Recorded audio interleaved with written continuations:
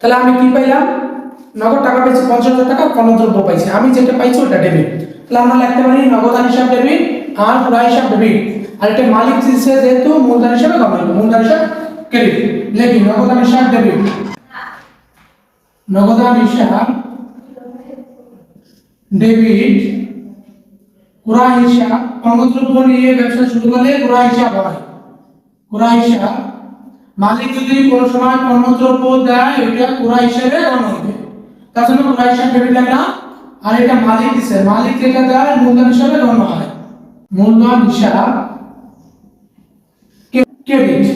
টাকা আছে নগদ দিছে 50,000 টাকা, ডেবিট সুদ লাগবে 50,000 টাকা, নগদ হিসাব ডেবিট। ক্রয় হিসাব, ক্রয় দিছে পণ্যদ্রব্য দিছে 20,000 টাকা, তার জন্য ক্রয় হিসাব ডেবিট। আর এই দুইটা মিললে হয় মূলধন, দুইটা মিললে হয় 70,000 টাকা।